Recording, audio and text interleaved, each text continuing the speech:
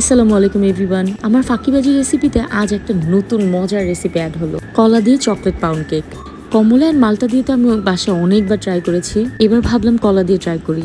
আমি 3টা কলা দিয়েছিলাম, বাট আমার কাছে মনে হয়েছে 4টা বা 5টা দিলে একটু বেশি ভালো হতো। সেম 3টা কলা, 4টা ডিম, 1 কাপ তেল, 1 কাপ চিনি সুন্দর করে ব্লেন্ড করে নিয়েছি। ময়দাটাও সেম, 1.5 কাপ ময়দা, 2 চা চামচ বেকিং পাউডার, সাথে আমি 1/4 কাপের মতো হবে কোকো পাউডার অ্যাড করেছি। অলওয়েজ আমি ব্লেন্ডার করা লিকুইড জিনিসটার সাথে ময়দাটা 3 থেকে 4 ভাগে অ্যাড করি। এবার যখন অ্যাড করছিলাম মনে হয়েছে যে একটু ঠিক হয়ে গিয়েছে, তো আমি ডিপ্লোমার যে দুধ আছে পানির সাথে মিক্সড করে আমার ব্যাটারটার সাথে অ্যাড করে দিয়েছি।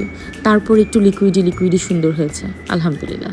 আমি মারিয়ামকে তেমন বাইরের কোনো কেক খেতে দেই না, কিন্তু ও শুরু থেকেই আমার মেক করা মালটার কেক খেত। এরপর রিসেন্টলি কমলার কেক খাওয়াচ্ছিলাম, কিন্তু আজ এই বানানা চকলেট কেকটা খাওয়ার পর এটাও সে অনেক বেশি পছন্দ করে আলহামদুলিল্লাহ।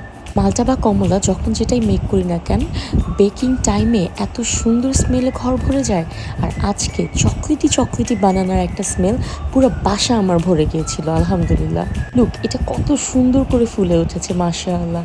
এটা দেখতে যেমন সুন্দর হয়েছে, খেতে এটা আরও বেশি মজা ছিল।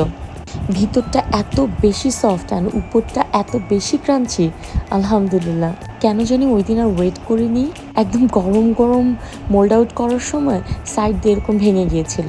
একটু ওয়েট করা উচিত ছিল, বাট এটা বেক করার পর থেকে মারিয়াম এত বেশি স্ক্রিম করছিল মামি খাবো, মামি দাও দাও বলে, আমি এই জন্যই এত তাড়াহুড়া করছিলাম। লুক, কেকটা কত বেশি সফট হয়েছে আলহামদুলিল্লাহ।